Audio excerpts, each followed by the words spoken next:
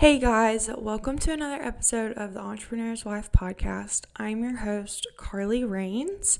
I hope that you had a great Thanksgiving, and as we lean into the Christmas holiday season and New Year's, I just hope that it continues to not be stressful. I hope that it's, joyful time, spending time with family. I know that it can be very busy and kind of hectic, but as you try to balance work life and family life and traveling and all this stuff, I just also want to really pray over your finances because I know that that can be super stressful during this time. And I just want to encourage you to not overspend. I want to encourage you to just really be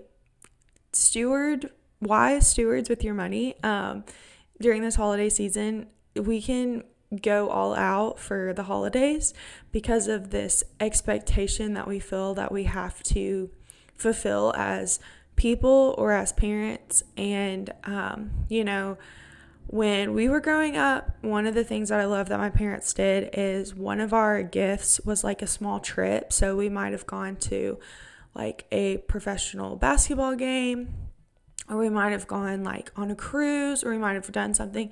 And instead of buying us all of this stuff, my parents really tried to highlight like experiences.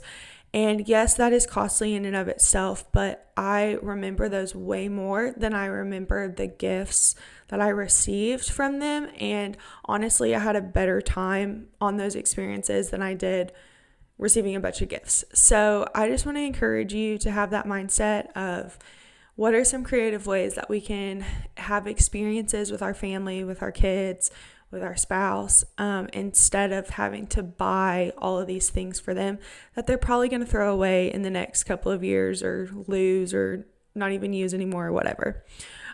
So today, in today's episode, we are talking about how your business is your ministry. And I will be honest, guys, I feel like I feel pretty dumb, but because I feel like this is a very like common sense topic. Like you're like, well, duh, your business is your ministry. But I will be honest, for a while, like I said in previous episodes, I really saw Texas Outlaw as like Bristen's thing.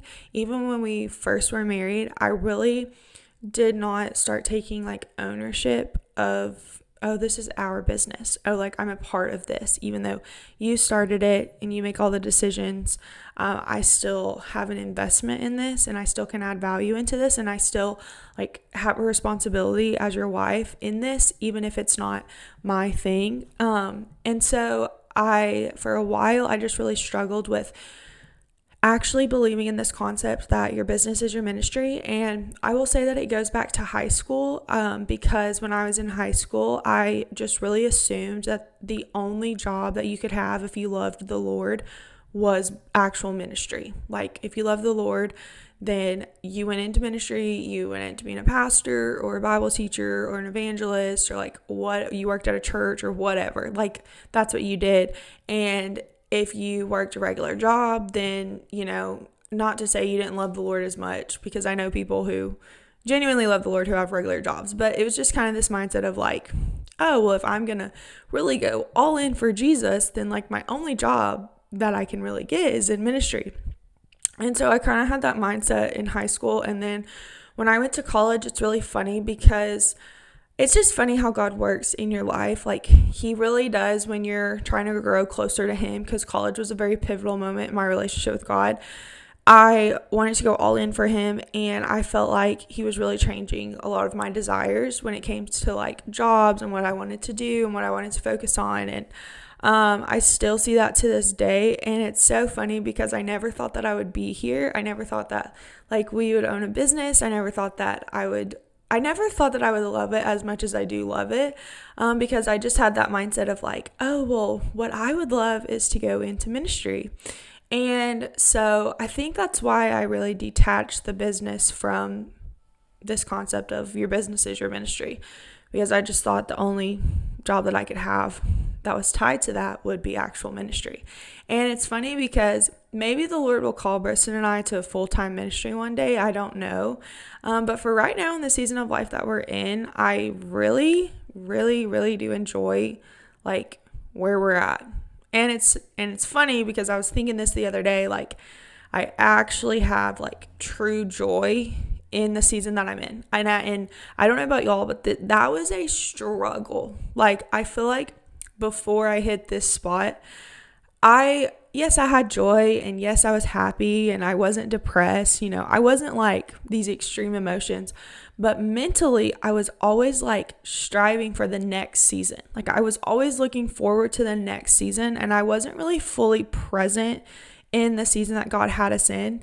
And for the first time, I feel like I'm actually like fully present and fully content and like really happy in the season that I'm in. And it's so funny because the other day I was thinking about, I had this same feeling, the same mental encounter when I finally was content in my singleness, and that was right before Briston and I started dating. So part of me is like, I don't know how long this is going to last, but we're going to go with it because I'm really enjoying it. But usually when you get like fully content, fully joyful, and you're like, have that humility moment of, I'm finally satisfied in where I'm at. Usually that's when the Lord like shifts you. And so I don't want to be unaware of that, but I also want to really steward where He has us in this season very faithfully. And something we're going to talk about today is, when you think about your business as your ministry, you have to take care of it really well. And yesterday we had our Christmas party. It was our first ever Christmas party as a business. We had our employees over. We had 1, 2, 3, 4.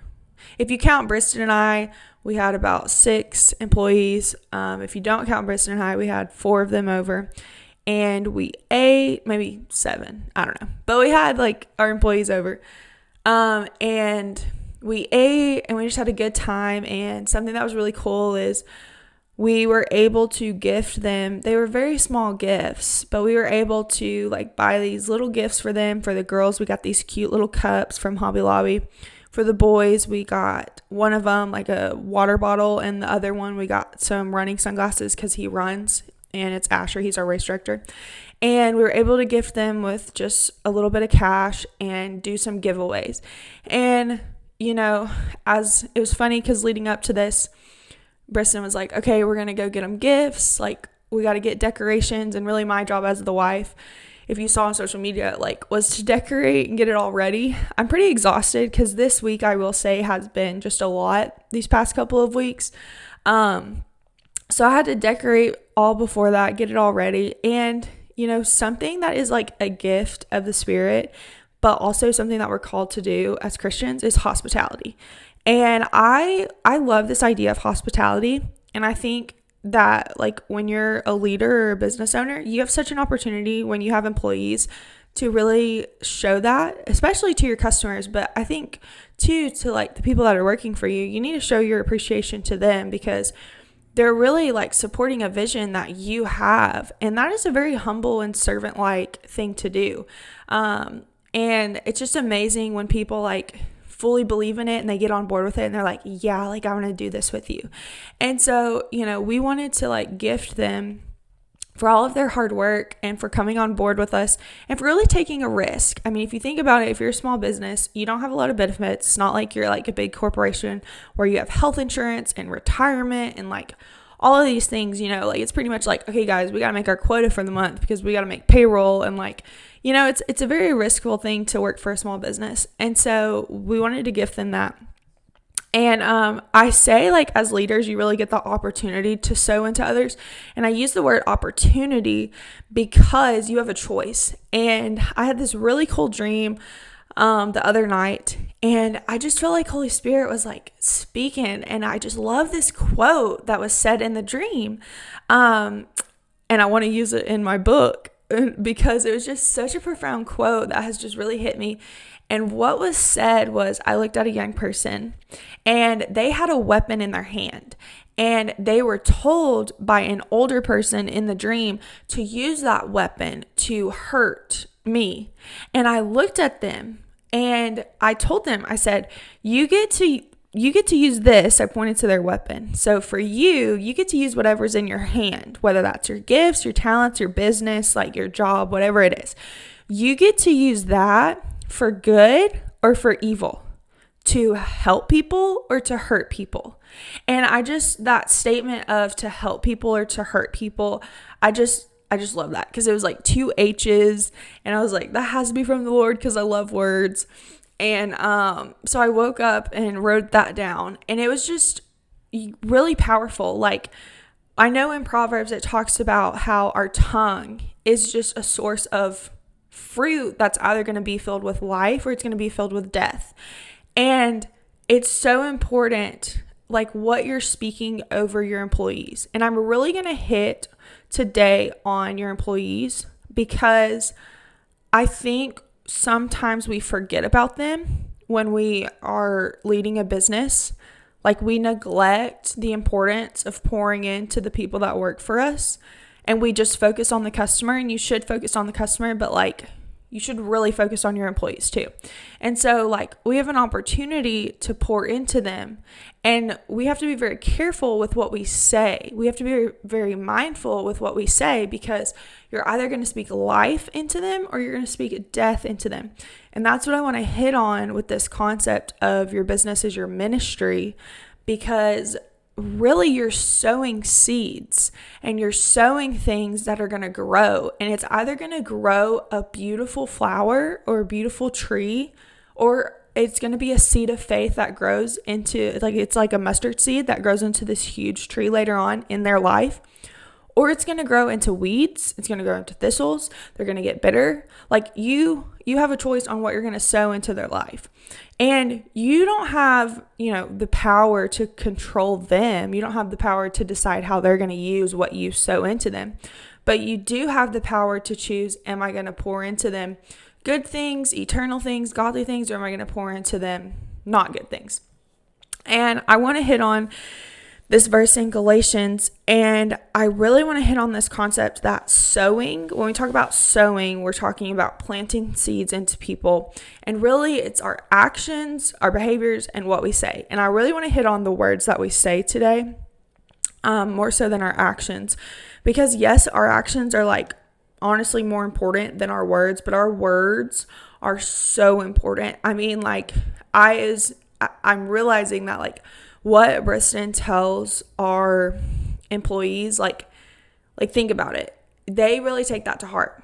So, like, you have to be very careful as a leader. I think about, like, when I worked for somebody, or even like my college pastors, like, or even your pastor, like, what they say to you, you really, really take that. And whether that's truth or whether that's good things, like, you really, really take that to heart. And so as leaders, I think it's important to understand, like, your words really do matter. So sowing is longevity, and we live in a world today that is such, like, the get rich quick, the instant gratification, the become famous, go viral in one video. Like, it's so, like, fast pace. And we aren't running a 100-meter sprint. We're running a marathon. We're running 26 miles. I'm 26 years old. So if I think about a mile per year, I just completed my marathon. Like, that's crazy. And if I think about, okay, each mile, who was on the sidelines cheering for me? What were they saying? There have been people in my life, leaders. I'm talking about teachers. I'm talking about coaches. I'm talking about people who were above me in areas. And some of them spoke so much life and encouragement into me. And then there were others who didn't. And they spoke discouragement. They talked down. Maybe there was some slander. There was some gossip. Like, that is so important, because that affects you as a person. And having just completed my marathon, I look back and I'm, like, so appreciative of the people who, even when I wasn't performing the best, who even when I wasn't, like, the number one person, whether it was in the sport or the classroom or whatever, they still saw the potential. Like, I think that that's a big thing, is, like, praying and asking the Lord, hey, God, like, praying that He shows us what He sees in them. Not what we're seeing right now, but, like, who could this person be? Like, they're the David that right now he's a little shepherd boy, and we have a choice of seeing him as a king and who he could be, or we have a choice of seeing him for where he's at right now and discouraging him like all of his brothers did, like his dad did, like, oh, he's my worthless son. Like, oh, he's not going to amount to anything.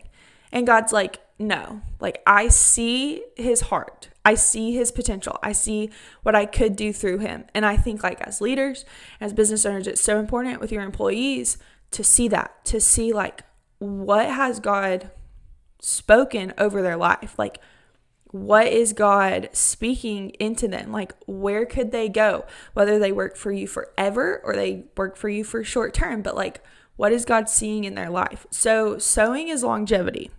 We aren't here to sow. If you think about sowing, you're planting. We aren't here to sow seasonal flowers. Like, there's some flowers, there's some plants that are seasonal. They sprout up in the spring, they die in the fall, or, when you're planting like fruit, they say, these are the times to plant this fruit because it grows the best in these seasons. Okay, that's not us. We're like a pine tree. We live in East Texas. We have a ton of pine trees. We're like a pine tree where year round, it's green. Like year round, it never dies. It never falls down. Like, it stays up. It's green. It's fruitful. And that's us. And we want to sow into people, into our employees, so that they can be pine trees. That's like the goal, is that. So I want to read Galatians because it's Galatians 6, and it's just the beginning of chapter 6 is like really good because Paul is talking to like a leader about what to do if someone below you spiritually, if someone below you is struggling, like, how do you as a leader handle that? And so he says, brothers, if anyone is caught in any transgression, so if they're caught in any sin, and I think like something that we're realizing is when you hire employees, like, they don't always do everything right. And so like how you handle correcting them and how you handle like that is very important. And Briston's like, talk to me about that. Like, how should I go about this conversation? Or like, he went to a business conference and they kind of taught him like how to have a difficult conversation, but it's important to know going into the conversation how to redirect them and correct them in a way that's not going to diminish their value or them as a person. And so he's saying like, if anyone's caught in any transgression or sin, or if anyone's doing something wrong, you who are spiritual should restore him in a spirit of gentleness. And I think that that's really good, talking about gentleness, because I know like for me, like whenever I'd be struggling in sin and stuff, it's not like, yes, there is rebellion, and yes, people like rebel on purpose, but you also have to realize like we have our insecurities. We don't know everything. Like, there's a lot of things going on that you as a leader, whether spiritually or like in a business, might not see. Like, that's something that, like when Briston would come to me and he'd be like, hey, like this is going on, I would always like ask questions of like, okay, like is there something stressful going on in their life outside of work that's causing them to do this?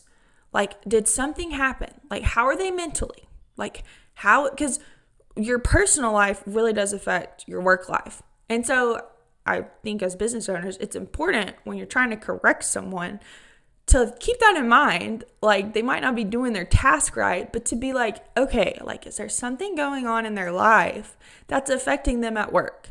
And if so, I need to care. Because if all I care about is the fruit that they produce, like, you're basically using them, and like, we're not here to use people. Like, we're here to uplift people. And yes, we want to get the job done, but like, think eternally. Like, we're here to build people up, to make them closer to Christ and make them more like Christ. Like, that is essentially our goal. So it says keep watch on yourself, lest you too be tempted.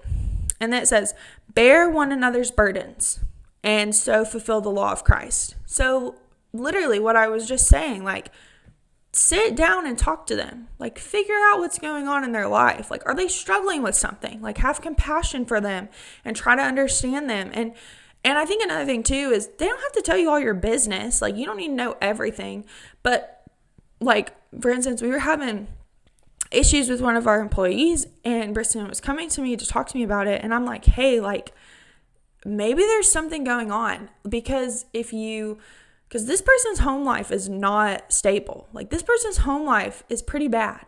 So maybe there's something going on, and maybe you should ask them. And even if they tell you or not, like, maybe you should pray into that. Like, that's also another thing is, like, with your employees, like, I felt convicted about this the other day. Like, are you praying for them? Like, are you praying for them to walk in the will of God and, like, actually being leaders and, like, being good spiritual leaders? Because Jesus prayed for his disciples. Like, he prayed for Peter, and he prayed a lot for Peter. And so I think about that, and, like, you're choosing your 12, you're choosing your employees, but you're not choosing them. Like, Jesus cared more about their souls and them as people than he did necessarily about them going out and, like, healing the sick and doing all these things for him. He really cared about, like, who they were becoming as people. And so I think that's important when we think about our employees. And so it says, bear one another's burdens, for if anyone thinks he is something when he is nothing, he deceives himself. But let each one test his own work, and then his reason to boast will be in himself alone and not in his neighbor. For each will have to bear his own load.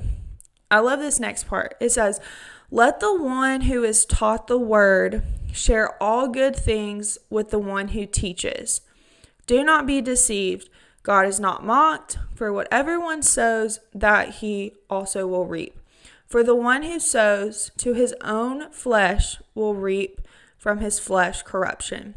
But the one who sows to the Spirit will from the Spirit reap eternal life.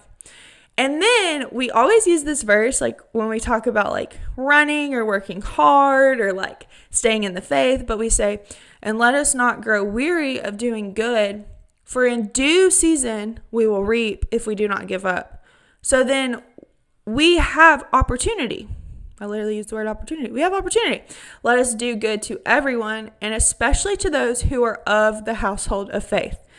I love that paragraph. So the second part is, I do not be deceived. Like, whatever you sow, you will also reap. So like I said, if you're sowing into your employee's life, whether or not you see it, whether or not you see the fruit of it, know that it's going to produce from the Spirit eternal life. Like, one day it's going to click. Like, one day it might be that little seed that's growing roots. But one day, whether it's you or someone else, we think about, Paul says, Paul watered, Apollos planted, but God gave the growth, or whatever. I might have mixed that up. But basically, one plants the seed, the other one waters it, and then God's the one who grows it. So whether you're sitting here and you're planting the seed for your employees or you're watering it, keep doing it, because God's going to give it the growth. And I think, like, having that longevity in mind and thinking, like, I know it's frustrating when you have someone, because before I worked with Briston with the business, I had a little leadership position where we were managing some employees, and it was so frustrating when you would tell them, like, hey, like, I need you to, like, get better in these areas, or I need you to correct this, or, like, you're really trying to pour into them, you're trying to manage them and pour into them so that they become better, and also so that, like, what you're doing becomes better. And it would be so frustrating when there would be no reciprocation. Like, nothing's being received. It seems like there's no change. There's no trying for correction. It's like, in what I'm doing and what I'm saying, is it even effective? And, like, we can get these thoughts of doubt and discouragement of, like, this isn't working. You get frustrated. You get impatient. Like, you just want to throw in the towel and give up. And it's like, God has to remind you, like, no, like, you planted a seed. Just because you're not seeing fruit right now doesn't mean you're not going to see fruit later. Like, God is so patient with us. And so I think we need to be patient with people and say, you know what? I planted this seed. I got to trust the Lord that either it's going to be watered by me or watered by somebody else, but he's going to give the growth. And you got to pray into that. And so that's really like the conversation that I wanted to have today, is that your business is your ministry. And you have an opportunity to sow into your employees, and like, you're just being a witness. And as a leader, I think it's important to understand, like, the bottom of this verse says, not to grow weary in doing good, for in due season you will reap a harvest. And also realize that you have an opportunity to do good to everyone. And it says especially those who are in the household of faith. And I want to say especially those who are in your business, like especially those, you have an opportunity. And yesterday it was just so, Briston and I just like had so much joy like hosting that Christmas party for them, because it was like, I don't know, it was just awesome. So I just want to encourage you with that, to like steward really well how you talk to your employees, and know that you have an opportunity to be a light to them when they need it, and to correct and restore them with gentleness. So that is all that I have for today, guys. Let me know your thoughts, and I'll see y'all in the next episode.